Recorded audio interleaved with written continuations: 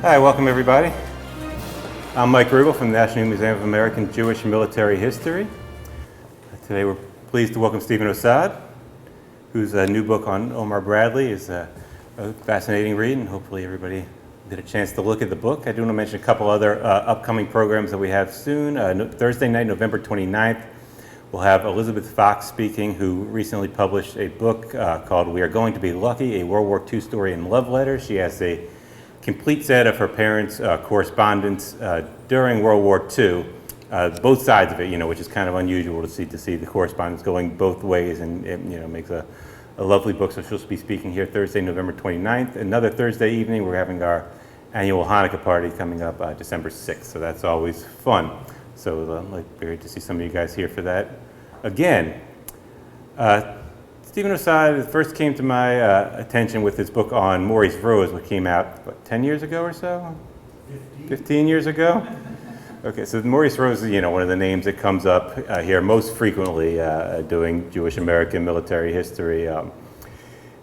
Highest ranking American killed by the enemy in Europe, and one of the main questions people want to discuss was Maurice Rose Jewish? And it's not a straightforward answer, but this book has always been a great resource in discussing that question. He's also written about Mickey Marcus, who, and it's great to see real scholarship on Mickey Marcus. I'm ashamed to confess, I still picture Kirk Douglas when I talked about him. But it's great to have real history written. So our main source on Mickey Marcus is not it's an entertaining movie, but it's a bad melodrama at the same time, so it's great to have some real history on it. And the recent book about Omar Bradley, who Omar Bradley is hardly forgotten, but he's still never achieved the kind of the mythology around Patton and folks like that, so it's great to see new scholarship on him. And he also had some very interesting connections to Jewish officers, including Marcus and Rose. So with that, I welcome Steven Ossad.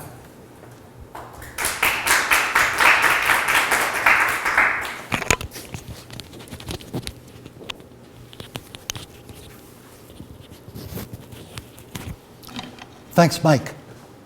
Everybody hear me okay? Yeah. Good. Before I start, I know everybody's been thinking about Pittsburgh, and I have too.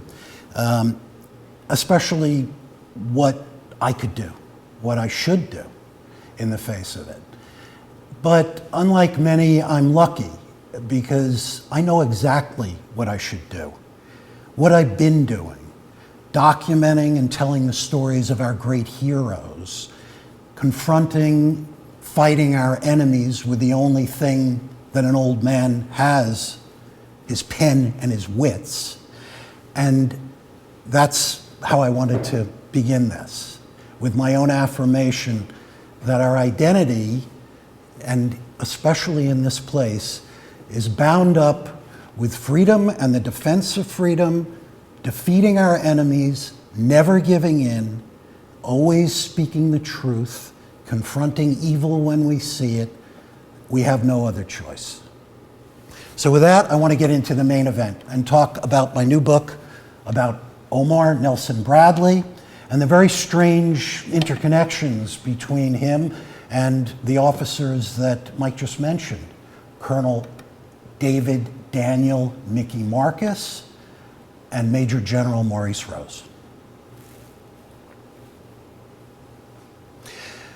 I'll basically speak about Bradley in the three main areas of his professional career: his early development as a soldier and the importance of education to that career, his fundamental role in the liberation of Europe, first as the commander of the United States First Army, commanding all forces on D-Day, and then as the commander of the 12th Army Group, the largest collection of American fighting men in history, 1.23 million men, 12 corps, 65 divisions, a small Air Force, a small Navy, tens of thousands of staff officers and fighting men. And finally, the little known, little studied period of the post-war service beginning with Bradley's tenure as the first administrator of the Veterans Administration after World War II, then his service as Army Chief of Staff, culminating in his appointment as the first chairman of the Joint Chiefs of Staff, confronting the Korean War.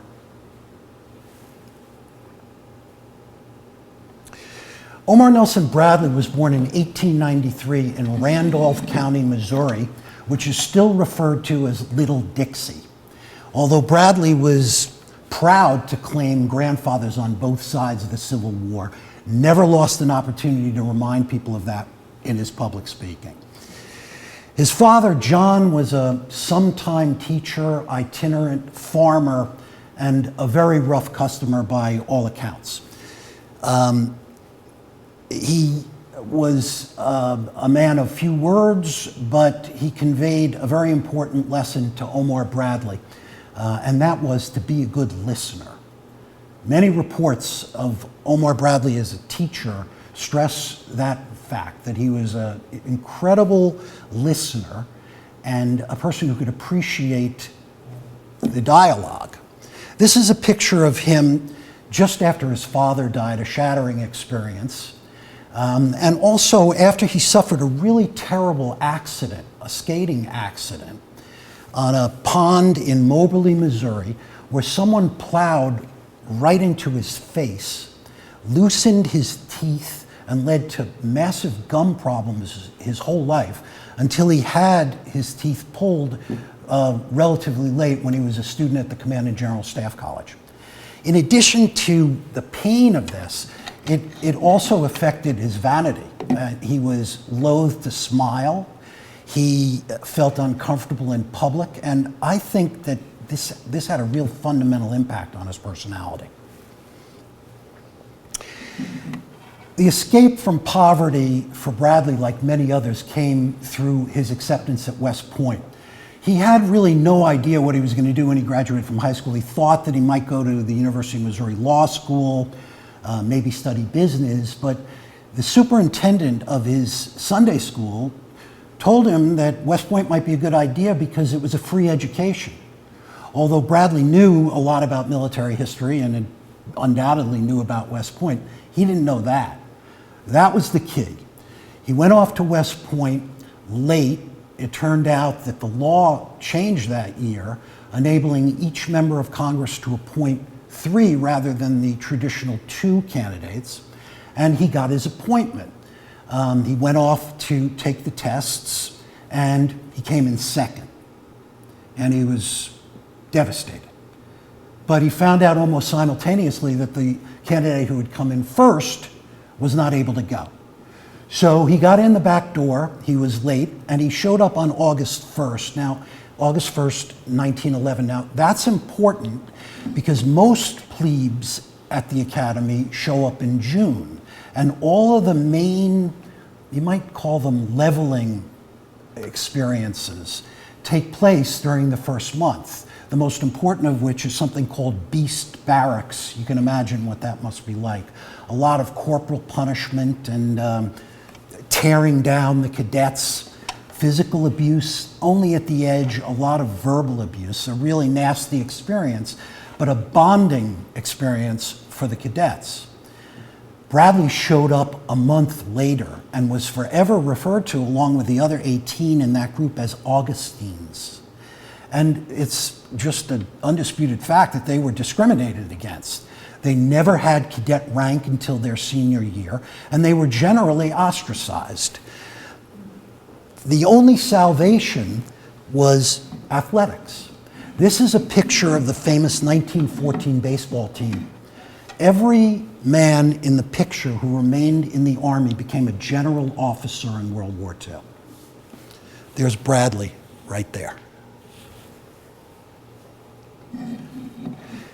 In addition to athletics, the real salvation for Bradley was Company F. I'm not sure how it is now, but there were 10 regiments in the Corps of Cadets. And, I'm sorry, the regiment of the Corps of Cadets was made up of 10 companies. And each company was organized by height. So the tallest cadets were in Company F, as well as the athletes. And that led to a little bit more acceptance through the next 4 years than an Augustine might otherwise have experienced. Ike and Brad, I'll refer to Bradley as Brad, as everyone has since, were friends, but not close. They shared some elements of a common background, but whereas Brad was incredibly serious, Eisenhower was a total cut-up. In fact, it's almost inconceivable that he actually got through the academy based on how close he came to getting kicked out how many times. But the greatest tragedy in Eisenhower's life, as he expressed many times, was when he was injured in a riding accident and could no longer play baseball. Imagine that. He looks back over his whole life. Somebody asks him, what's the worst thing that ever happen to you? And he said, I was kicked off the baseball team. This is Brad's howitzer page, the official yearbook of the Academy. And it was written by Eisenhower. It's got all of the elements of the page. The origin of the appointment, cadet activities, a little poem or an aphorism, and then description. And what the description stresses is what I've been saying. Brad's incredible dedication to Company F. In fact, in his last year, he started moving up the ranks, became a first sergeant, and he was offered the cadet rank of lieutenant, but that would mean he'd have to leave Company F, and he refused to do that, which he gave him immense credit among his classmates. The other famous thing about this page is Eisenhower's prediction that Bradley will be the first general in the class, and that's exactly what happened. So the newly minted second lieutenant packs up his sword and his pistol and his gear, and he heads out for duty in the Pacific Northwest in an obscure duty station in the eastern part of Washington. A real backwater, but basically it's 1915, and everybody's hoping that they're going to be sent to Mexico so that they can get border combat experience. Now that might sound very strange today, but that's what everybody wanted, because then, as now, promotion, success in the military requires field service. And if you're, again, sounds strange, but lucky enough to be in a war, then the opportunities for promotion and advancement are that much greater. But it never happened. He never got to, well, he got to Mexico, but he never saw any action. And more important, he never got to serve in combat in World War I. When a lot of his classmates went off, as well as others who had risen to great rank in World War II, he was home, and he was convinced that that would be the end of his career, that he would be lucky, very lucky, if he could retire as a lieutenant colonel on some obscure base in Texas. His words. After World War I, like most officers who stayed in the Army, Bradley was reduced in rank from major back to captain, although he was then immediately promoted, and remained a major for the next 15 years. And went through a series of rotating assignments, including the field, stints as a student and an instructor at the Army's various schools. And in 1920, he was sent to West Point as a mathematics instructor. That year, the Academy, anxious to rebuild its ranks after the war, underwent a rapid expansion. The plebe population in 1920 virtually tripled to about 450 cadets. And among them was a kid from Brooklyn named Mickey Marcus. Marcus had graduated from Boys High School in Brooklyn, took a year off. He knew from the time that he was able to speak that he wanted to be in the Army, that he wanted to go to West Point. And he was able to get the appointment. You see him on the left as a plebe. He was a pretty notorious character because he had a gigantic barrel chest, and none of the Army's regulation uniforms would fit him because his chest was really big, but he had a small neck. And consequently, he was a subject of derision from the moment he got there. And not to mention the fact that he was Jewish, although he never, in anything that I ever came across, said that he had directly experienced anti-Semitism. I find that really hard to believe. In any case, he lived with two very close friends from the Boys Academy, the Boys High School. One was Catholic, one was Protestant, and they referred to their suite at West Point as the ghetto. Now, this has personal meaning for me. When I went to Wesleyan, and I went into, in the 60s, I went into a fraternity. And I moved into the fraternity my sophomore year, and I had two roommates, my good friends, who were both Jewish. And they called our suite the ghetto. Marcus was an incredible athlete. He was a gymnast, and in 1923, if we go back, he was the intercollegiate welterweight boxing champion. And he was on the 1924 Olympic team as a gymnast. The picture on the right is the howitzer photo of Marcus in 1924. Now, before we get back to Bradley, I'll just give you a little bit about what happened to Mickey next, so that when we catch up to again, you have an idea. He stayed in the Army for about 3 years, but the Army, after every war, rapidly contracts. In fact, the Thundering Herd, which was the nickname of the class of 1924, was followed by a radical cut in the number of cadets. So everything shrank. Mickey found, he was a second lieutenant for a while, but the opportunities in the Army evaporated, and nearly a quarter of his class, a quarter of that, almost 400, left the Army, as did Mickey. He went to law school at night and spent most of the 30s as a federal attorney, first in the district attorney's office, then in the Treasury, and he ended up as the assistant commissioner of prisons in New York City. And that takes us up to 1940 with Mickey. Back to Brad. In 1929, as part of his cycle of assignments, Brad was assigned as an instructor to the infantry school at Fort Benning, Georgia. At that time, the assistant commandant was this man, George C. Marshall.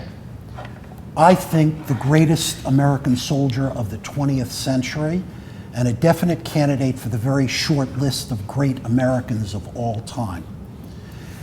At this time, Marshall, who had been a staff officer who planned the Meuse-Argonne offensive in World War I as the principal operations officer for Pershing, was a little bit in the wilderness because his arch adversary, Douglas MacArthur, was riding high, and probably thought that this was a backwater assignment for Marshall.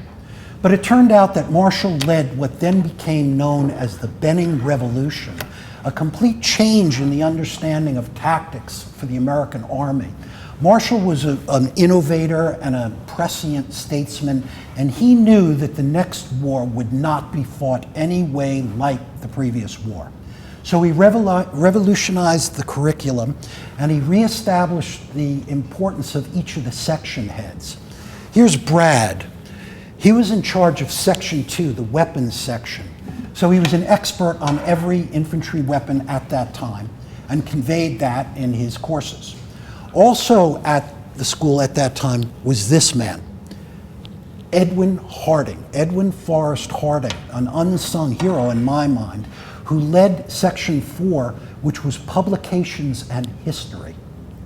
They took as their guide World War I, but they studied the maneuver aspects of World War I, not the static trench warfare, but the evolution of combined arms warfare, fast-moving armored columns to the rear, overhead air support and strategic bombing, reconnaissance by cavalry in depth. All of the elements that characterized the mobile war in World War II were basically developed at the infantry school at this time and were formulated in written materials, particularly under the guidance of Harding, who wrote a classic called Infantry Tactics that was written not for professional soldiers, because they knew that the next war would be a mass event and that the greatest democracy of all would have to raise a huge citizen soldier army, and that those men would not be professionals.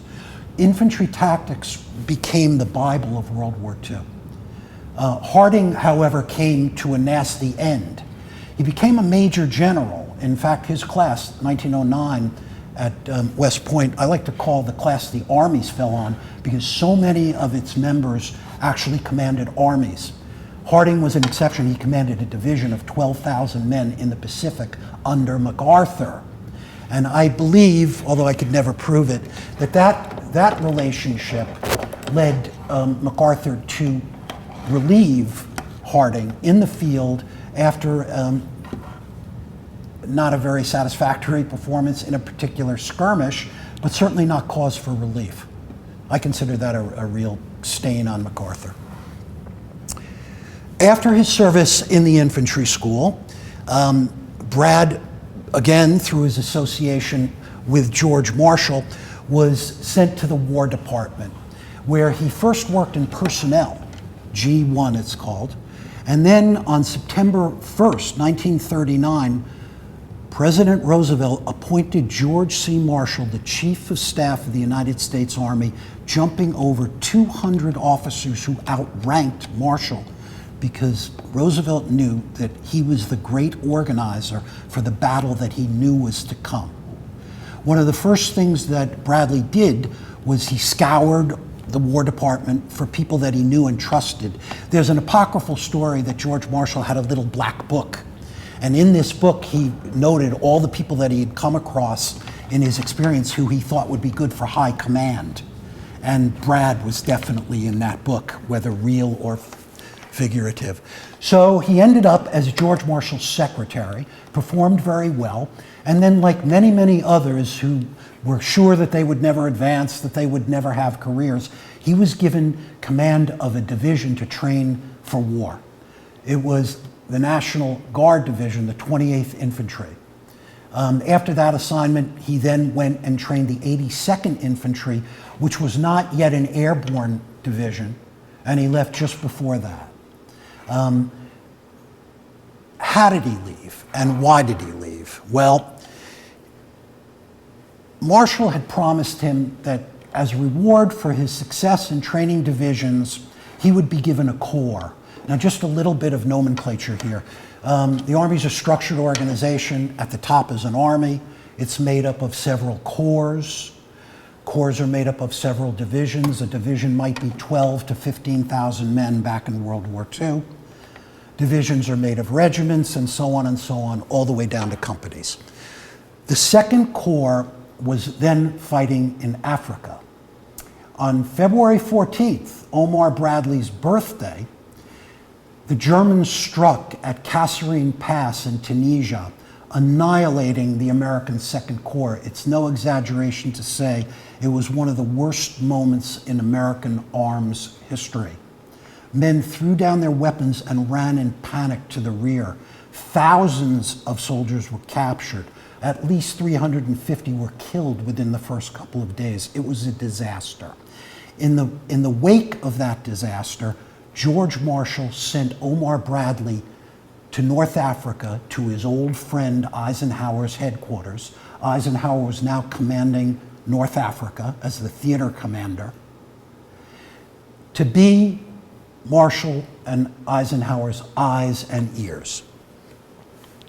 And that's what he did. He head off. This is him as a major general just before he went off to Africa. His first inclination was to go to the front and visit the troops. These are men of the 1st Armored Division who had met the first initial German thrust. Just a note about the cartoon. This is an original Bill Malden cartoon. Some of you probably know who that is. He was a GI in the 45th Infantry Division in Italy who was a cartoonist and created Willie and Joe, two iconic characters that appeared in syndicated newspapers all over the country. He never did anything on Brad. In 1950, Bradley published his memoir called A Soldier's Story.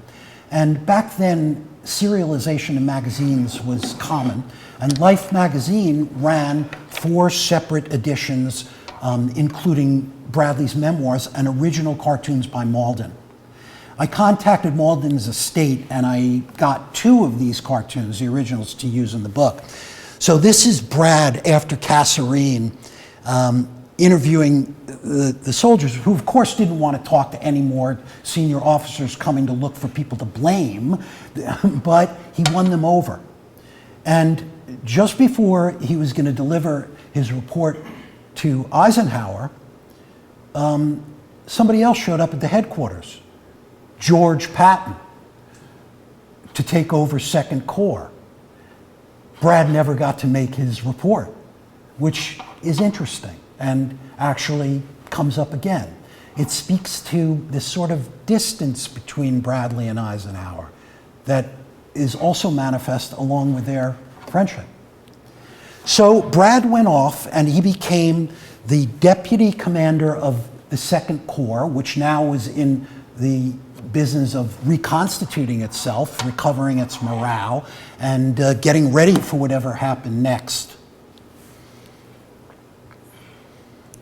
In North Africa, among the eyes and ears that were dispatched, was another officer named Ernest Harmon, who was a kind of gruff armor commander.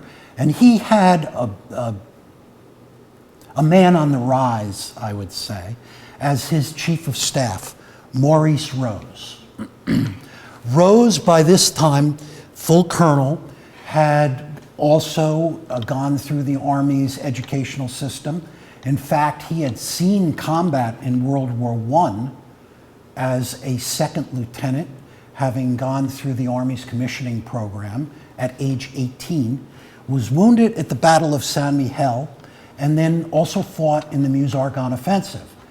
After the war, he left the Army, had a stint as a salesman, but didn't like it and rejoined the Army in 1920 as a captain, a rank that he held for the next 16 years. Imagine that. I mean, now we have more than enough examples of soldiers who go off and after several deployments, lasting only a year at a time, they advance rapidly. In this case, almost everyone whose name you might know in World War II stayed in their ranks for a decade and a half. And then it accelerated rapidly. And the same thing happened to Rose. He found himself at the Army Command and General Staff School, then he had a stint at the Army Industrial College, he commanded a regiment or 2, and then he had this choice assignment as Chief of Staff of the premier armored division at this point of the war, which was about to fight in North Africa. Ernie Harmon, the eyes and ears, his boss, made his recommendation about what should happen. And in a moment of great integrity, instead of recommending himself for the job of Second Corps commander, which he would have been fully justified in doing and was totally qualified for, he named someone else. But that act gained notice, and when the time came to replace the 1st Armored Division commander, Ernie Harmon got the job, and he took Rose with him. Rose, at this point, again, is still a staff officer, but in the battles that came, he managed to win the Silver Star and gain the attention of Bradley, who had known him briefly at the infantry school, and Eisenhower, and the other powers that be. And as a result, for the next campaign, which was going to be in Sicily, Rose was appointed the head of Combat Command A, 2nd Armored Division. That's a brigade-size force of, say, 75 tanks, 5,000 men, and the equipment that goes along with that. In Sicily, the boss was Patton. Was Patton. I don't want to get too into Patton because he's really the giant shadow caster over Bradley. But he had had an incredible career. He had fought in Mexico, actually shot to death a few of Pancho Villa's men. He was the first one to use jeeps, actually, or cars in combat. They weren't jeeps, but adapted cars. He had an incredible record in World War I, led the first large tank unit was severely wounded, and was a military intellectual, as well as, in my mind, very close to a raving nut. He did things that were staggering. Just one vignette. I think it may have been in Sicily. He went on a visit, and he was talking to the infantry commander, another famous character named Terry Allen. A lot to say about Terry. His nickname was Terrible Terry. And he was a terrific commander and a real wild character. Patton shows up, and there's an air raid, and everybody immediately jumps into the slip trenches, except Patton, who I guess either in a foolhardy moment or one of great understanding knew that the bombs were far away and he didn't really have to jump. In any case, to make the point, he walked over to the ditch that they were all laying in, opened his fly, and urinated in the ditch. Now, just imagine if this were to happen now. It's just staggering. And this is not the only really bizarre behavior that Patton demonstrated. However, everybody believed that he was the man to lead aggressive fighting forces. And that was such a strong reputation that his personal quirks, I mean, that sounds so tame compared to some of what he did. But those things were tolerated up to a point, and we'll see where that point stopped. They were very unlikely partners. I wouldn't want to say it too strongly, but I think Brad couldn't stand Patton, and that it was in his guts. Patton was rich, an aristocrat. Bradley was dirt-poor prairie populist. The very name Omer, not Omar, but Omer, was the name of his father's favorite newspaper man, another prairie populist liberal. So it was in his soul. But it was also a matter of style and personality. Bradley was above all a team player, and no matter what characterization you want to give Patton, that would not be the appropriate one. Still, they performed brilliantly together, first in Africa, then in the invasion of Sicily. Sicily is a very difficult operation to describe for a military historian. It was fraught from the beginning with differences of opinion between the Americans and the British. At this point, the British still held the greater preponderance of power in the Mediterranean theater. They were in charge of planning. They committed more troops than we did. This was all shifting at the very moment. But it was enough so that the British plan for the invasion was the one that was accepted. It called for the landing of Montgomery's 8th Army here along the eastern coast, and Patton's 7th Army, made up of Bradley's 2nd Corps, Truscott's 3rd Division, and Maurice Rose's outfit attached to that division, to land to the left of the British to protect their march up the coast of Sicily. Well, that would have been great, except that this terrain is all mountains, and that's Mount Etna, a natural fortress. Montgomery got about there, and then he got stuck cold. It was at that point that Patton dispatched the 3rd Infantry Division to race across Sicily to his original intended objective, Palermo. And in the lead of that column was Brigadier General Maurice Rose, now leading Combat Command A of 2nd Armored in an incredible dash across the entire width of Sicily to take Palermo, cutting off the Italians from reinforcing the Germans, and then intending to march along the north coast of Sicily to cut off the German retreat at the port of Messina. Only it didn't work out that way, because the Germans were smarter than we were, and they retreated quickly. And in the end, although it was a dashing drive across Sicily, filled with all the promise of mechanized maneuver warfare that Bradley and Marshall and the other theoreticians had dreamed of, it was in essence a useless maneuver.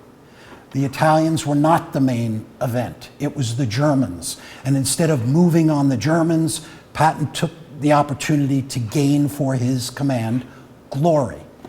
Bradley stewed because he was moving up those mountain roads slowly and suffering great casualties. But eventually they got there, they took Messina, the Germans retreated across the straits. In the meantime, in the interval, towards the end of the fighting, George Patton encountered 2 soldiers in hospital who he believed were malingerers, cowards, and struck both of them. A general officer striking an enlisted man. That is a court-martial offense by any definition. There were many, many witnesses. And yet, no charges were ever brought against Patton, but more to the point, everybody expected that George Patton would lead the Americans ashore when we finally invaded Europe. And that ended. Although he wasn't officially reprimanded, as displayed a little fictitiously in the movie, it ended his chance for Army Group Command. And it would be a long time before he got back into the war. Another interesting thing happened on Sicily. Eisenhower suggested to Ernie Pyle, then the most famous news combat correspondent in the country, syndicated in the Scripps newspapers all over, that he should check out Bradley and spend some time at his headquarters. Ernie Pyle was notorious for being the friend of the ordinary GI, suspect of officers, not a particular fan of generals, and he was very vocal about it. However, he spent 3 days at the headquarters, driven around by Bradley's driver, Alex Stout, eating in their mess, visiting the front with various soldiers, and he developed a absolutely, in my mind, real, not cynical portrait of Bradley as what he called the GI general. Others then adapted that and called him the soldier's general. It's kind of difficult to figure out exactly where the terms come from, but it's generally acknowledged that it was Ernie Pyle who gave Bradley this name and this persona that has lasted even to this day. Bradley had great respect for Pyle, and he didn't like the press at all. Part of it, again, was vanity. He felt uncomfortable about promoting himself. That changed over the years, but I would say that Ernie Pyle was really the key in that change. So after the slapping incident, the command of the United States First Army, which would go ashore on D-Day, was given to Bradley. And in October of 1943, he moved to London. His headquarters was at Bristol College, which was a girls' school. It's very strange, but a lot of the American headquarters turned out to be girls' schools that were then commandeered for the duration of the war. It's also true that Montgomery's headquarters was a girls' school. So here we have the commander of the U.S. First Army, but actually he's sitting in another office. Because along with this assignment as commander of the U.S. First Army, he was given the parallel assignment of organizing what would become an army group. Now remember what I said about organizational structure of the military. So here Bradley has gone from corps, which in North Africa was about 60,000 men, and in Sicily about 75,000, made up of 4 divisions, 3 infantry, 1 armored. The parallel assignment was to develop a planning group for the first U.S. Army group, that was the code name at the time, which would take command of both American armies when enough men arrived in Europe. So the First Army would make the landing, and then roughly 6 weeks later, the U.S. Third Army would then come ashore. And who was in command of the U.S. Third Army? George Patton. The 7 months in the wilderness was enough for his enemies. His friends prevailed, and he was given this field assignment. This is the headquarters of the Army Group at Bryanston Square in London. The reason that I put this picture up here is it's within walking distance of where my kids and grandkids live in London. So I always go there to pay my respects whenever I visit, and will do so again this weekend when I'm there. It was also bombed in the middle of March, driving everybody out. And it was a frightening experience until they came back. So what was the main event? What were they doing? Well, they were getting ready for an invasion. And again, at this time, another 2 soldiers enter the story as very, very important witnesses. The man on the left is Chet Hansen, Chester A. Hansen, a graduate of Syracuse University in journalism and a draftee at the OCS, the Officers Candidate School at Fort Benning, when Bradley was in command of that installation. And when he became a general officer with that assignment, he was able to have aides. So he asked around, and men that he knew and trusted suggested that he take Chet Hansen. Chet Hansen has become famous because he kept a diary at headquarters of First Army. Every day, he would trade off with another aide named Lou Bridge. Lou Bridge, also interesting guy. He came from Napa Valley. His family were famous wine merchants. And as a result of that, the headquarters mess at the 12th Army Group later on had the best wines in France. And another interesting vignette, somebody once asked him, how come the Europeans have such great wine and we don't? He said, well, that's because we keep all our wine here, we don't ship it anywhere. So anyway, Chet kept this diary, and he made it a practice of alternating with Bridge to go out in the field and visit the various commands with Brad sometimes by himself. So between the two of, and then when Bridge came back, he would tell Hansen what he had seen, what he had done, and each night Hansen would write in the diary. It's hundreds of thousands of pages to wade through. It's a real chore. But it's the principal eyewitness source, or we thought it was the principal eyewitness source at headquarters. Until, and I won't say I discovered this, the man on the right is a British officer. His name is Thomas Bigland. He was at this point a major who had just been transferred back to London after service in Africa, including the Battle of Tobruk. People have heard of that. In a great engagement at that battle, he was the commander of an anti-tank battery of 6 guns and about 50 men. In that battle, every single man was killed or wounded except Bigland. Every one of his guns was destroyed. He was awarded the Distinguished Service Order, and I love this story, and he was given the medal at Windsor Castle by the hand of the king in the presence of his wife and his children.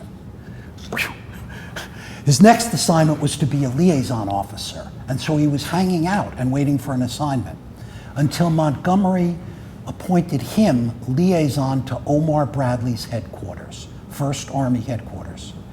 Bigland was a literate man. He was not a university, but he was literate. He was a terrific letter writer, and he wrote his wife Rosalind at least 3 times every week, as well as kept a journal, and he had a Leica camera, so he photographed the entire war until the Leica was stolen by some Americans at headquarters. So this record of Bigland is in the Imperial War Museum. I heard of Bigland in connection, and we'll talk about this later, the Battle of the Bulge, which happens later. The famous biographer of Montgomery, Nigel Hamilton, found Bigland in the Imperial War Museum collections and actually interviewed him, but only about the Bulge, never talked to him about his memoir, which he eventually self-published, and his experiences in the war, and never read anything beyond what was his main interest, which was the Bulge, because that's where Montgomery entered the battle as an American commander, technically. I consider this a real breakthrough because Bigland was a fantastic source and a terrific observer of people with keen insight into character. And I tried as best I could to see the war from his point of view as an officer living at headquarters, a little bit on the outside because he was the British liaison. And most Americans didn't trust him at all until they realized that because he was privy to Ultra, the code-breaking secret, and because his officer was the head of the entire invasion, he knew more than they did about what was going on even in the American camp. And that changed things. So this was the team as the Americans got ready to invade Europe. And this is what the German estimate was of the time. This is fascinating because, as I was saying before, the US First Army Group that was set up in London to command the two armies had now become a phantom instrument of deception. That is, there was no US First Army Group yet. The Americans built a phony unit with fake radio transmissions, all kinds of phony equipment designed by some of the guys who became, I can't remember the name of it. They were set designers and costume creators and artists, and they created a whole visual world out of plastic and rubber that from the air looked like real equipment. And that was all part of the deception. And it shows that the Germans bought it hook, line, and sinker. This is their intelligence map showing this giant US First Army. You can't really see, but all these little triangles are units that are all phony. On the other hand, they got it exactly right on the British, Dempsey's Second Army, Bradley's First Army, but they had no idea that they were watching the absolute wrong headquarters. So that's the good news. The bad news is that the Germans also put their own dispositions on this map. And here you see the 352nd German Infantry Division. American intelligence put that division 5 miles behind the beachhead, but actually they were dug in on the cliffs overlooking Omaha Beach, waiting. This was the final invasion plan. Now, when Bradley came on the scene, there wasn't much for him to do, really, because he was concentrating on Army group planning. And in fact, the invasion plan had been developed by a group called Cossack, the Chief of Staff's Committee, so to speak. And so much of it had already been done, but Bradley spoke in favor of airborne support here, here, and here. This is the British, these are American airborne units. And that was important because after the experience of the airborne in Sicily, there were many, many false drops. Americans shot at our planes and the British planes, and in effect it was a disaster. The drops were scattered all over Sicily, and many people wondered why we were spending so much money developing airborne divisions when it was so difficult to actually deploy them. But Bradley believed that it was the only way to cut off the German expected counterattack against Utah Beach and against the British, who were aiming for Cannes.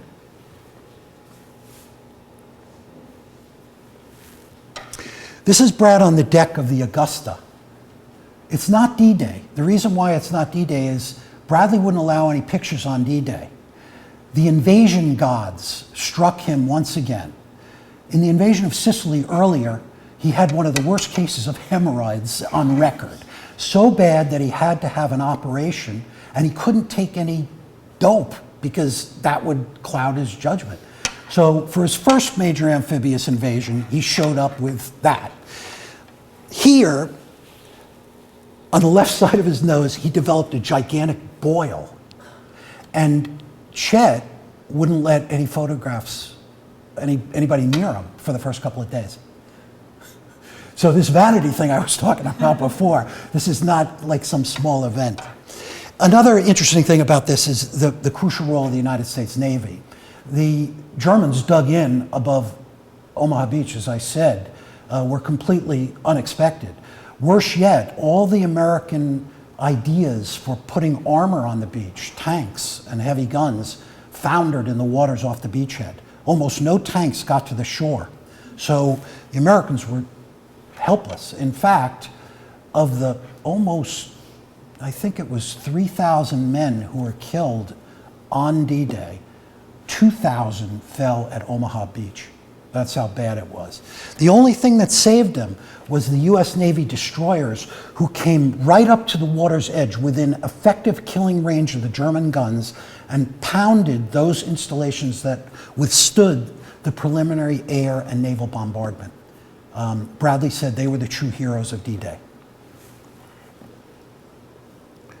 So about a week into the invasion, all the beachheads, the 3 British beachheads, the 2 American beachheads, were basically united in one band. This is now about June 11th, when the Germans struck at the seam of the beachhead at a town called Carentan. The Americans were alerted by Ultra. And in all the histories up until 1973, when the Ultra secret was revealed, nobody had a real clear explanation for how come Omar Bradley suddenly decided to send Maurice Rose's CCA to Carentan. It turned out that he'd been tipped by the secret code breakers. So they came up with some other cover story that the aerial reconnaissance had discovered the Germans as a cover story, and Rose was dispatched and basically prevented the German breakthrough, which would have split the beachhead. You have to understand how crucial that is at an early stage of an amphibious operation. To separate the beachheads is to take them apart one by one. This was probably the most dramatic German counterstroke to the invasion. After this, they could never have actually won. They could have led to stalemate, which almost happened, but they couldn't have actually won, and I credit Rose for that victory. So the war settled down into a brutal slugging match that basically concentrated on the Norman town of Saint-Lô. I don't know if you've ever been there, but it's beautiful. It's been completely reconstructed after being totally destroyed in the war. Saint-Lô was important because it was a road juncture that led across the Cotentin Peninsula and down into Normandy. And the Germans held it fiercely. In the month of July, we suffered nearly 20,000 men and went about 10 to 20 yards a day. It was a bloodbath. There was no way to get through. Another intelligence failure was the inability to see how much of a defensive feature these ancient Norman hedgerows were. They're not like hedges that you think of. They were 20 feet wide, 10 feet deep, dirt, roots. You'd have to blast through with explosives, and there weren't enough explosives. It turned out that a sergeant in a cavalry squadron came up with the idea of welding all the beach obstacles on Omaha and Utah Beach, chunks of steel, spires, to the front of the tanks to act as if they were like teeth.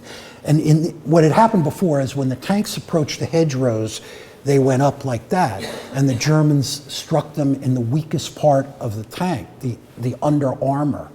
In this case, the teeth dug into the hedgerow, and the power of the tank drove it straight through, clearing away the field.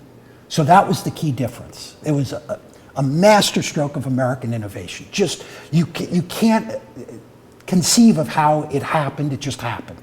And it saved the day, particularly in the next dramatic moment when the Americans were called on to break through. And that was the main objective. The strategy was to lay down in this little rectangle, 6,000 miles wide, 6,000 yards wide and 1,000 yards deep, a rectangle that was easily visible because the northern part of the rectangle was actually the road across the peninsula. So it was razor clear, pencil straight. The only trouble is the air technology of the time, the bombing mechanisms, were not that good, as was claimed. And I don't think people appreciate this. Very, very few bombs actually hit the aiming point in World War II. We take this for granted that we can put a missile through a window into a specific bedroom to kill a specific person. These guys considered themselves lucky if they came within 150 feet of what they were aiming at. And of course, there were friendly fire incidents and a lot of Americans died. nearly 150. But it was an incredible victory because we were bottled up. The entire American army was piled up, and the British army as well. It was 60 divisions, and there was no place to go. It's conceivable that that stalemate would have lasted for a very, very long time. But we broke through. In the lead, right here, moving this way, was Maurice Rose in command of the 2nd Armored Division, at the spearhead of this great victory. And his reward, another star and command of the 3rd Armored Division, now the principal heavy armored formation in Europe. The payoff for Bradley, command of 12th Army Group. I love this picture because it reminds me of my fraternity picture. And in every military unit that I've seen, they have this, as well as maps that depict their specific road through the war. They're fantastic collector's items. This thing is a jewel. It's his principal staff officers here, personnel, Red O'Hare, Ed Siebert, his intelligence chief, who became the head of the CIA after the war, after presiding over some of the worst intelligence failures in our history, intelligence failures that continued after he was appointed to the CIA. His operations officer, his logistics officer, and his civil affairs and military government officer, G5, a man named Cornelius Ryan, no relation to the famous World War II writer. Under Ryan's command, and actually at Carentan, I forgot to mention this, was Mickey Marcus, now a full colonel in the War Department and the executive officer and head of planning of civil affairs and military government. Now, what is that? That's winning hearts and minds, what my generation used to call winning hearts and minds. It's who comes in after the fighting to pick up the dead cows, to pay the people whose property was destroyed for legitimate reasons, to restore water, sanitation, and so on, to set up government, to track down the nasty guys who were left behind, and so on. And Mickey got himself, finagled himself into an assignment as a liaison to Cornelius Ryan's office and then down, and he ended up hitching a ride on an LCT, a landing craft, on D+2, dragging his stuff through the water like everybody else and traipsing after the paratroopers who were already inland when he connected with them. And he found himself in Carentan. That was the site of the 1st military government, and he was attached to that unit. He stayed there about a month and then went back to Washington. But it was war service. He was shot at, and he took the same chances that everybody else did. However, everything that you read in Ted Berkman's book and the movie was complete garbage. He never jumped into Normandy. He never actually led combat soldiers in the field in skirmishes. That was all Hollywood junk. But, like I said, he waded ashore like everybody else. And the day that he waded ashore, there was an air raid that killed 20 men right next to him. So, I mean, I consider him a hero. The greatest war machine, as I said, 1.23 million men, and the central group of armies in the Northwest European campaign. Rose, now in command of the 3rd Armored, leading Joe Collins, Lightning Joe Collins' 7th Corps of the U.S. 1st Army, in the lead. In fact, it was Rose that gave the division its nickname, Spearhead. So in the unit flash, which is a triangle like all armored division insignia, yellow, blue, and red for the principal arms, it also has the flash spearhead authorized underneath. And that's because they led every major engagement throughout the entire war. In this case, this is a picture of Rose on the border of Belgium on his way to Mons, another great encirclement battle. I wish I had time to describe it because it was probably his greatest triumph. A huge encirclement battle, basically rounding up all the Germans who had escaped from Normandy. This was August 8th, 1944. Fast forward, now the United States Army, the 12th Army Group in the center, Montgomery's 21st Army Group in the north, and Jacob Deaver's 6th Army Group, another American Army group activated, moving in the south to connect with Bradley up through southern France, which they had invaded on August 15th. This is the day before the Battle of the Bulge and is a graphic of the intelligence organization of the United States forces in Europe. Those that are the actual intelligence officers are the shaded quadrants. Underneath them are their various ultra officers. But these are the men who are responsible for the greatest strategic surprise, second greatest strategic surprise in World War II, the first being Pearl Harbor. In the period leading up to the battle, American intelligence, including the ultra officers who were reading the enemy's radio intelligence, lost track of major German units. No idea where they were. They were secretly collecting under the 6th Panzer and the 5th Panzer Army structures, building up here in the weakest sector of the American line in the Ardennes, held by Middleton's 8th Corps. Of only 4 divisions, 2 had just arrived from the United States and were green as grass. The other 2 had just come through the Hürtgen Forest, which was a meat grinder battle that had basically chopped them in half. These are the men who were waiting when the Germans crashed through the line. More than 500,000 men, 1,500 tanks, and 60,000 Americans holding the line. It was the worst disaster of the war. The entire 106th Infantry regiments, 2 regiments of the 106th Infantry Division surrendered. That's 6,000 men. Unbelievable. Bradley's behavior during the battle was terrible. He was caught off guard. He was basically in Paris when the battle began, trying to negotiate more infantrymen for his command.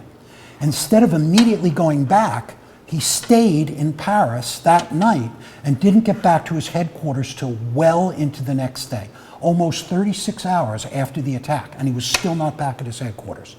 His moves were slow. In fact, the main decision was made at the very beginning by Eisenhower, who ordered 2 armored divisions, one from the south and one from the north, to head for the battle. That was crucial. One of them ended up in Bastogne, which was the key to the whole battle, where they were then encircled, and where Patton eventually broke through and saved them. Undoubtedly the worst month of Bradley's life, a terrible moment in generalship. In fact, if it hadn't happened, it's indisputable that history would have recorded him as one of the great captains. But the war went on, and it reached its culmination in the encirclement of the Ruhr. The original assignment of Eisenhower was to destroy the war-making capability of the Third Reich. Now, there's a couple of ways to interpret that. One is to destroy the enemy armies in the field, and the second is to destroy the military capability, the war-making mechanism of an adversary. The German industrial heartland was the Ruhr, and here we see the last encirclement battle, also brought about by Ultra, and also Maurice Rose in the van. This is Bradley's command. This is Hodges' First Army. This is Patton's Third Army, which was holding in reserve here prior to moving off deep into Czechoslovakia and Germany. The First Army was moving in this direction, but pivoted and moved north. The Ninth Army under Bill Simpson headed due east. Now, another peculiar vignette of history. The lead element here was the 2nd Armored Division, which was again being led by Combat Command A, although not under Rose's command, obviously. So here we have Rose hurtling north, and we have his old command hurtling east. But before the battle would end on March 31st, or March 30th, Rose was killed in action outside of Paderborn in the act of surrendering. And there's more than enough in here about that, how it actually happened in the dead of night. I'm certain that The enemy had no idea who they had in front of them. If they had, as one guy told me, they would have wrapped him in a blanket and taken him to Berlin instead of shooting him dead where he stood. So this is where Rose's story comes to an end. 11 days later, 3rd Armored Division liberated Nordhausen concentration camp, April 11th. I've written about it. It'll be my next article in Army History magazine. The liberation of the camps as a matter of military history, scouring the after-action reports and so on of the 3rd Armored Division. The next day, Eisenhower went to visit Ohrdruf, which was a sub-camp of Buchenwald, the same as Nordhausen. This is not a seminar in Holocaust history, but we're familiar with 8, 9 names. I mean, the people in this room. Most people maybe heard of Auschwitz. Maybe they heard of something else. But the full empire, the Nazi empire, was 40,000 separate installations, camps, sub-camps, brothels, an assortment of horrendous places you can't imagine. And most of them were sub-camps of others. All of these places were sub-camps of Buchenwald, spread out all over Thuringia.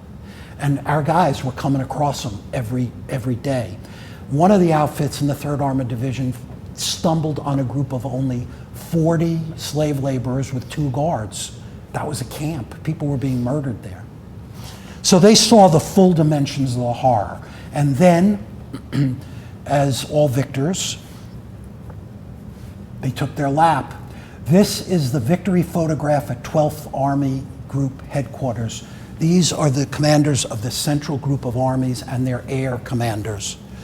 Bradley, Ike, Beadle Smith, his chief of staff, Spatz, the head of the Strategic Air Force, and the 4 Army commanders, Guy Garreau of the 15th Army, Courtney Hodges, the 1st Army, George Patton, the 3rd Army, Bill Simpson, the 9th Army, and the air commanders who provided air cover for both of those field armies.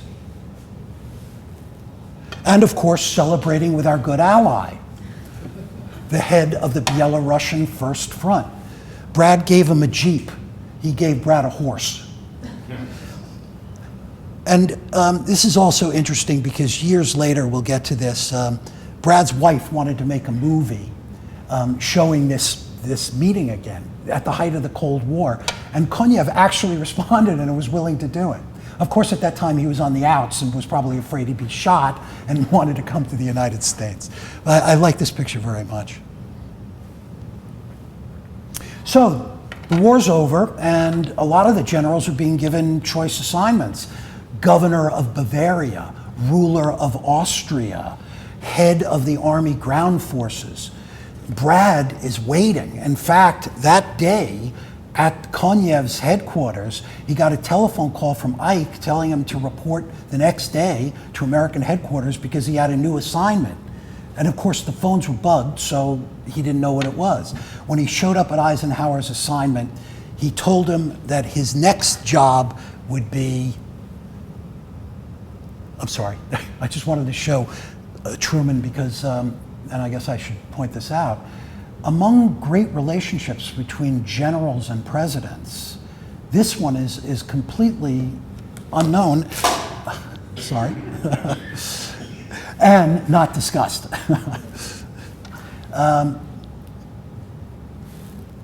8 years it was. 2 Missouri natives. Truman looked out for Bradley and throughout the rest of his career took care of him.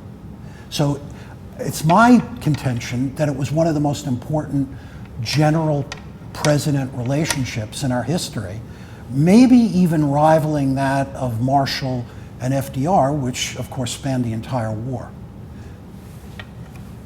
So his job, head of the VA, Brad hated the idea. He thought it was a massive demotion. He thought it was a clerk's job. Not only that, then as now, the VA was beset by scandal, particularly a medical scandal in the psychiatric division that had made what was then the mass media. PM Magazine, Reader's Digest, Life Magazine, filled with exposés. Brad was still in Europe, wrapping up headquarters, so he sent Chet back to look into what was going on, and Chet did that. And they came back and reorganized. And what were they facing? The greatest return of veterans in history. 16 million American soldiers over 7 months came home. There were already 4 million veterans from World War I and assorted other struggles that were already pressuring the VA, which was working 7 days a week, 9 hours a day. Suddenly, they were going to have to deal with a 5-fold increase in demand without stopping. Now, those of you who have been in business can imagine what that meant. They couldn't even stop to figure out what they were going to do. They had to keep going. It was awful. In addition, there were the provisions of the Servicemen's Readjustment Act of 1944, generally called the GI Bill. And the GI Bill had these 3 elements: low interest rate mortgages for homes and business, basically the largest mortgage company in the world, medical care for all these returning veterans. There were 99 hospitals already, and they planned to build another 50 within 3 years. They came very close to doing that.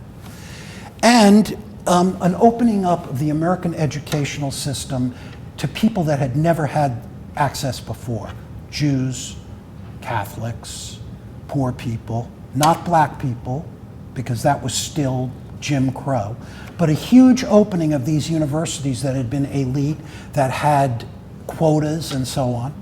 And I was privileged when I went to college to meet some of those guys, because I was in the class of 70, an even number, and there were guys from the class of 50, and almost all of them were veterans.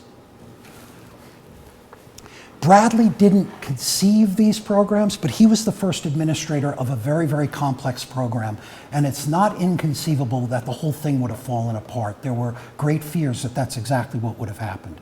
Yet he brought some basic principles, even organizing principles, from his previous experience. Like the military structure, he centralized operations on a core model, keeping the main functions at headquarters for scale and for efficiency. He instituted programs that rewarded good behavior. He changed the rules on public service that allowed doctors to actually treat patients who weren't in the system. But most important of all, he removed a lot of pork from the placement of the hospitals. Previously, the hospitals were placed where powerful Democrats on the House Veterans Committee decided they'd be placed, like in the middle of a cornfield, not where all the wounded soldiers were. In almost every case, very, very few, he lost, but in almost every case, he was able to end that political influence. Consequently, the giant VA structures that we still see are in giant cities. Another one of his ideas was to affiliate every VA hospital with a teaching institution, a medical school. They'd never even heard of that, and that's what he did. I give him very high marks. In fact, I think he was probably the greatest VA administrator. As I said before, Truman took care of him, and his next assignment was Army Chief of Staff. Now, one thing that I still would like to find out when I dig back into this is, and here's Mickey again. So maybe we'll just catch up on Mickey. Mickey had gone back to America, as I said, after D-Day, and he played his part in the war. He was at every major conference. He was at the Tehran Conference, the Cairo Conference, Dunbarton Oaks, Tehran. He was the principal military government advisor. After that, he was given the assignment of organizing the Nuremberg trials, recruiting the judges, recruiting the paralegals, recruiting the lawyers, recruiting the entire infrastructure, not only for Europe, but also for Japan. After that, they sent him to Berlin to work on the coordinating committee with the Russians and the French and so on. And he did such a good job at that, that even though he was a non-combat officer technically, he was offered the rank of brigadier general in the civil affairs and the opportunity to remain in the regular army, but he didn't. He went home to Emma, his wife, and his law practice. And he was there for about a year before a very important man named Shamir, who was the recruiter for Ben Gurion, made contact with him because the the Palestinians then, who were Jews, were looking for a military leader. And they asked Marcus, because of his connections, to help find such a leader. Well, everybody that Marcus approached said no for various reasons. A lot of them had to do with foreign service as a sitting officer. People didn't want to go. And so Marcus concluded that he would be the best choice. So he went. He went off, and his first trip, he got the lay of the land, he did some organizing, he wrote manuals, and then he came back to the United States to see Emma in anticipation of going back a second time.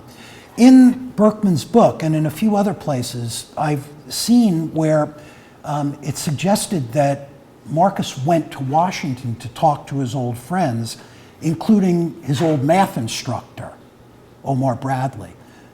But I haven't been able to really prove it. It's well known that the US State Department and the Pentagon at that time were not in favor of partition, were not in favor of a Jewish state, were very, very strong allies and advocates of the British point of view, which would have strangled Israel at its birth had they had the choice. But Marcus went off, and we know the rest of the story. In 2 months, he reorganized then the Haganah and its Palmach components and the other splinter underground groups into a coherent armed force. And he was appointed the first aluf, that is general, in the Israeli army since, I think it was Joshua, and met his end on June 10th after leading the battles at Latrun and lifting the siege of Jerusalem. One final duty post for Brad. In the National Security Act of 1944, the entire military establishment was reorganized. It was the most dramatic change in our structure since, well, I think since 1789, but some might argue since 1903, when there were several important changes made to the structure. But in this case, the most important development was the establishment in law of what had been, in fact, a congregant of the chiefs of staff of the military, and a formal role, a formal office, the chairman of the Joint Chiefs of Staff. Bradley was appointed that in 1949. This is interesting because the Air Force chief was Hoyt Vandenberg. He was in that other picture. He was in charge of all air support for U.S. First Army. So Brad knew him very well. He was also once named most handsome man in the American Army, and on the list of 3 men that Marilyn Monroe said she would like to spend the rest of her life on a desert island with. And Lightning Joe Collins, I mentioned his name before, as the principal commander under Brad in Europe. He became the chief of staff of the Army. And very importantly, he became the Joint Chiefs agent for dealing with another problem that was just about to explode. Korea. June 25th, my younger daughter's birthday. The North Korean army struck in great force across the 38th parallel with no warning. Bradley had been there the week before, and in the briefing that he got, he was told that there was no expectation of any major enemy action. There was some border infringements, some were large reconnaissance units, but they immediately came back, and there was no real threat. Brad was suffering from a bad case of indigestion. I should have said this before. Because he was brought up dirt poor, when he went away in the army, he loved the food, and especially rich food. And he never got over that. On the flight back, he gorged himself with Boston cream pie. He had like an incredible gastric thing. And so that's how he heard about the war. In fact, he was so miserable that he was home. And when Truman called to gather everybody together, he wasn't really sure he'd be able to go, but he did go. And I don't want to go through the whole war, but basically, everything changed. And it was, I think, embodied in MacArthur's, it wasn't a speech, really, it was in a series of letters to the Republican, I think he was the majority leader of the House, which leaked, in which he made aggressive statements about the war and used the phrase that there's no substitute for victory. But it turns out that there are a lot of substitutes for victory.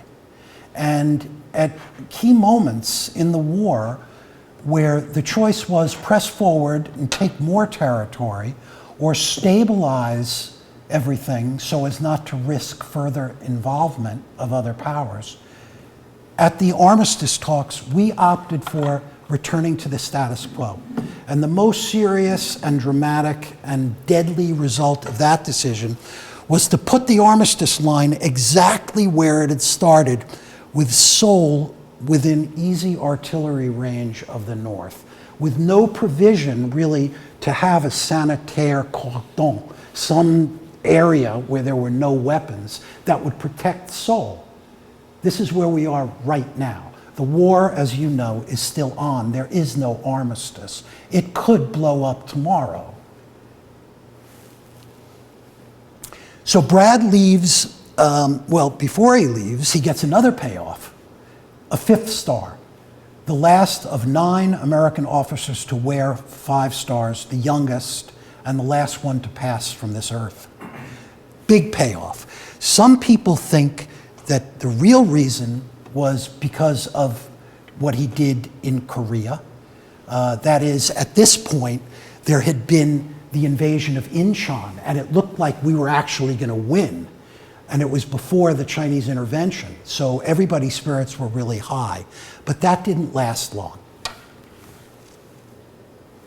1 month later, there was a very important meeting at Wake Island with MacArthur and Truman and Bradley. Bradley kept the minutes of the meeting.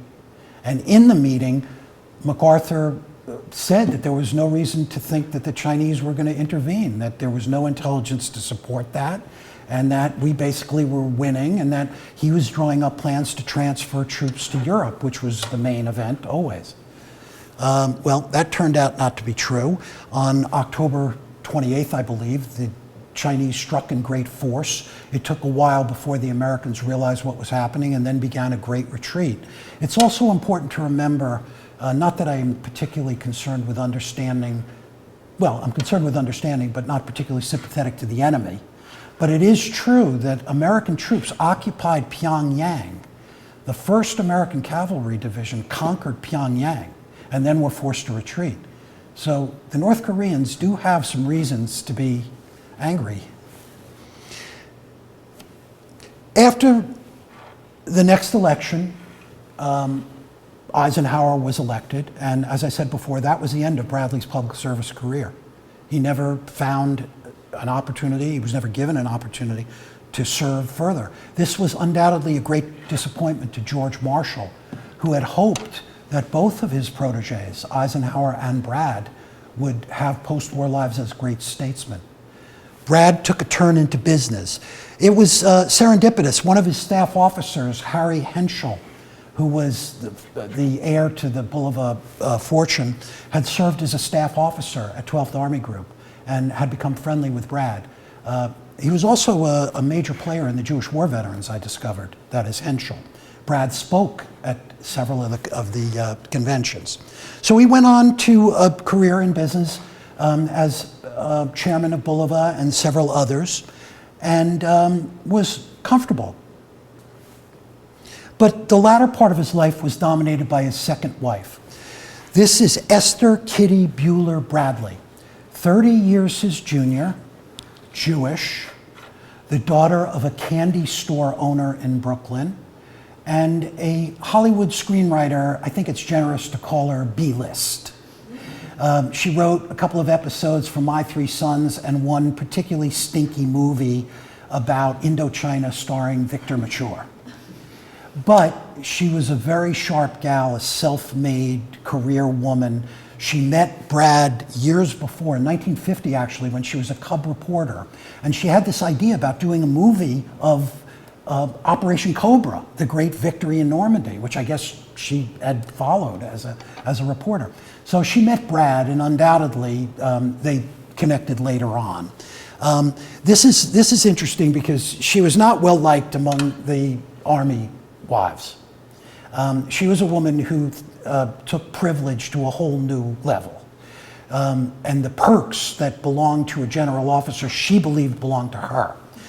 And she had designed custom earrings of 5 stars with matching brooch, which was the insignia that Bradley wore. A real piece of work. On the other hand, my best buddy, then my co-author on the Rose book, a 95-year-old soldier, said it was probably a good thing that he ended up with her, because she took care of him.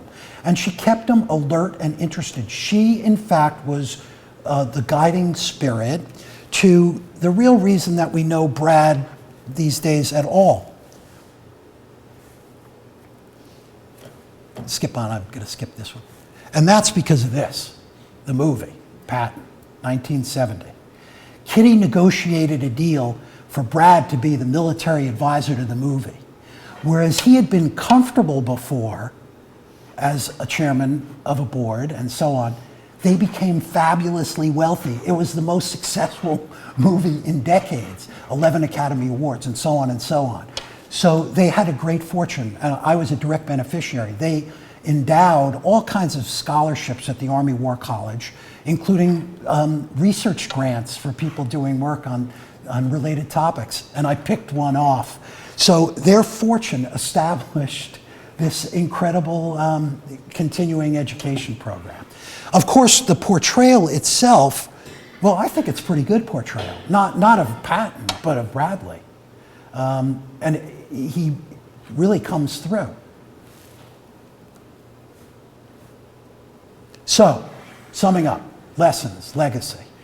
First, the crucial importance of educational institutions, not just for the substance, but the chance encounters. In that class of 1915 at West Point, called the class the stars fell on, of 154 cadets, there were 59 general officers, more than 130 stars, 2 5 stars, 3 4 stars, 5 3 stars, and a flock of major and brigadier generals. And Brad knew a lot of them, and he knew a lot of them from back then, so he knew how they would behave in combat. There's one very famous story of a guy named Leland Hobbs, who was the best athlete in the class and a division commander in Normandy. He was struck 3 times by German counterattacks in Normandy, and each time he held. Why? As Brad put it, I knew that when Hobbs put his jaw out there was nothing that would move him. Think about that. The crucial importance of education. The importance of liaisons and spares. As I was pointing out with Bigland, somebody who's not in the normal chain of command who can go and talk to people face to face confidentially, crucial. Let alone having spare officers like Rose was in North Africa who can take over combat commands when necessary. In business, I think it's crucial also. You always need eyes and ears. You can't necessarily trust the organization. Third, and this plays right into it, when you have the freedom to change the organization and you think it's worthwhile, do it, because you'll never have another chance. In his experience with Patton, for instance, in North Africa, he learned the crucial importance of visiting subordinate commanders in the field. But if you're the commander, then you can't really leave headquarters all the time. So it's good to have a deputy. It turned out on the core table of organization, there was no deputy, so he added one. He did the same thing when he was Army Chief of Staff. That job got to be more strategic, and he couldn't handle that and also doing the day-to-day stuff. So he appointed a Vice Chief of Staff of the Army, and that became a very important job. And there are other instances and other examples that show that while it may present some risks, it's better to be daring when you're convinced that you're right. Finally, and this goes back to the bulge, I didn't spend a lot of time talking about Bradley's operating style, but it's very important because during the bulge, he did the complete opposite. Everything that he had done before, visiting his commanders regularly or dispatching his subordinates, maintaining tight control over the headquarters, knowing exactly what was going on at every time, showing detailed, intimate knowledge at the moment of what was going on, None of it. He left all of it behind. Worst of all, when Eisenhower took over command of the Northern armies, which had been completely isolated and separated by the brilliant German attack, he got angry, even though he had lost contact with his headquarters. It was a moment of personal pique and a real limitation. So, if you're doing good and it's working and something goes wrong, don't change. Do what you do. And with that, I'll take your questions.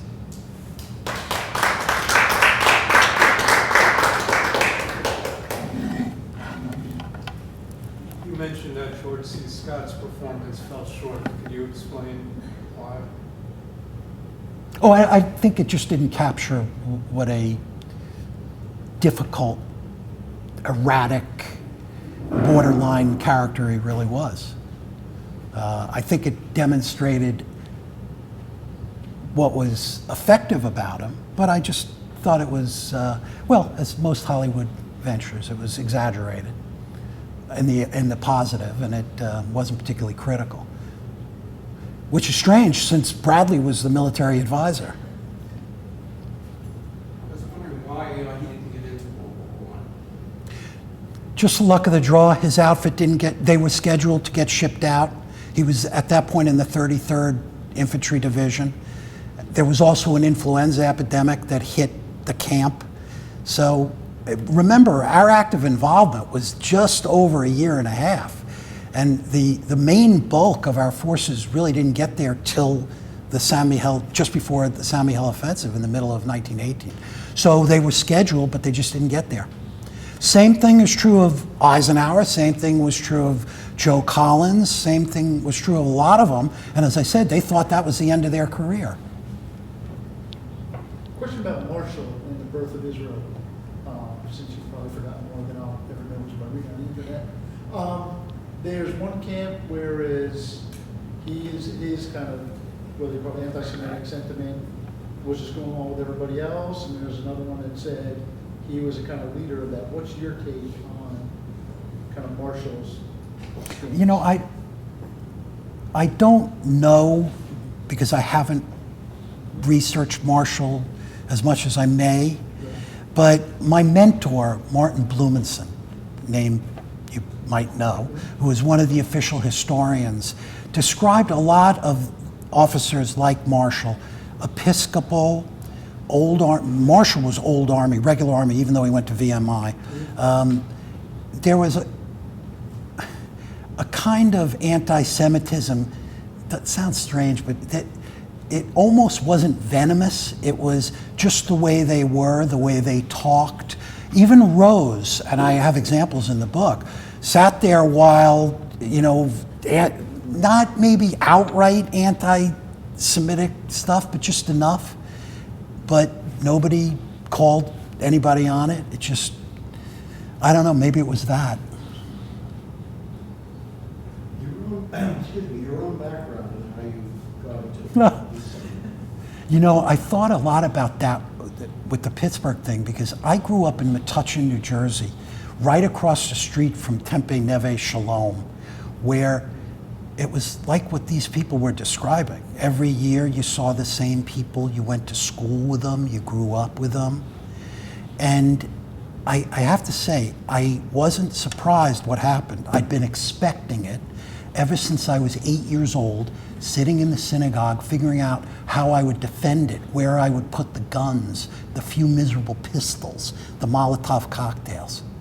So that's sort of how I grew up. I look out in the synagogue, and my father would point, sitting in the same pew that we sat in every year until he died, and then he'd point them all out. Mr. Robinson flew a P-47 over Normandy.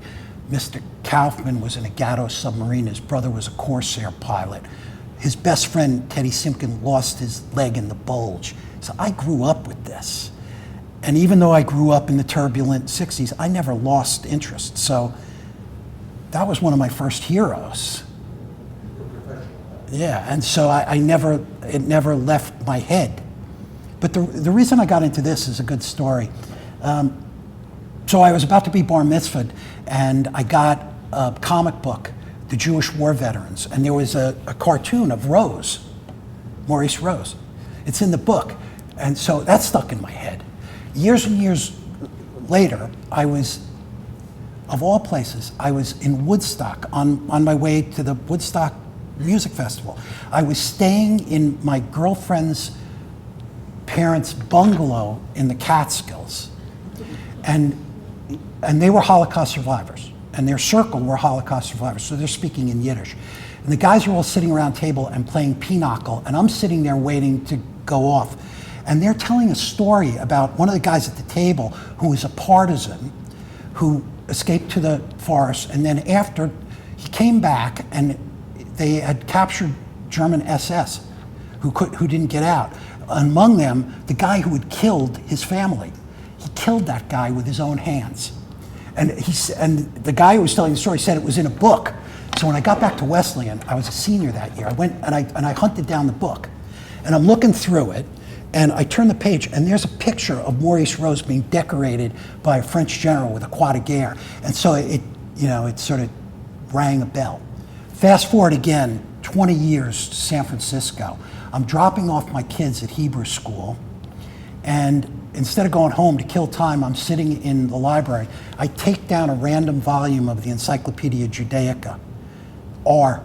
I open it up, Maurice Rose, and I start reading it. It said he was born in Middletown, Connecticut. Well, the hair on the back of my head stood up because that's where I went to college.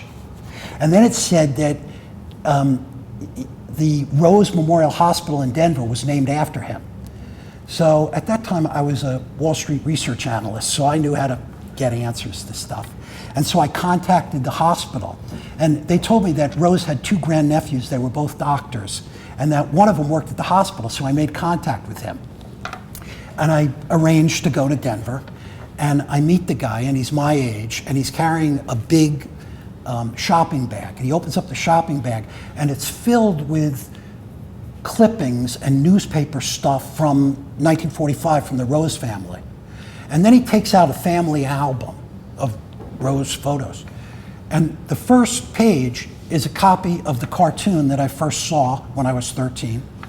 And then I turned the next page, and it was the original picture of the French general presenting Rose with the croix de guerre.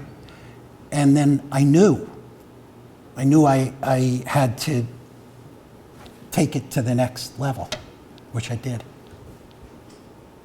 And I've been at it ever since. I was at West Point in 1980. Bradley came up, he was given an award, he was in a wheelchair. I was late for formation, because I was a graduating class. So I decided to take a picture. So I don't know if you want me to send you one, but it's a picture of the 5-star flag. A 5-star general never is off the active list. When Bradley died, I forget the exact numbers, but it was some unbelievable 60-something year. There'll never be anyone else who will have that record. That 5-star flag, I think, is still hanging in the office of the chief. His, yeah. I encountered him too, I think it was in the late 67 or 68, he was also in a wheelchair, and I may be misremembering the date, but this was at the Fort Totten Officers Club. He was in a wheelchair in his blues, and I believe that the wife who showed there was right at his side. Like I said, I think, and others have told me the same thing, they think that he lived as long as he did because of her.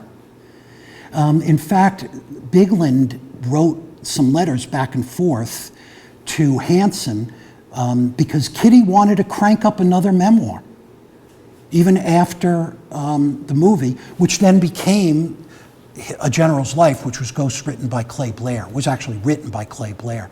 But that was her idea. Also, when I was at West Point, I came across the film treatment that she had done for the Cobra thing. So, there's no doubt they were having an affair before Mary died, and they got married shortly after, not even a year.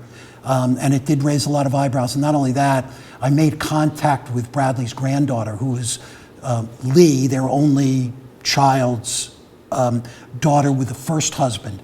Also an interesting story, it was a son of a classmate of Brad's. was a test pilot who died, and she had no kind words to say for the second wife.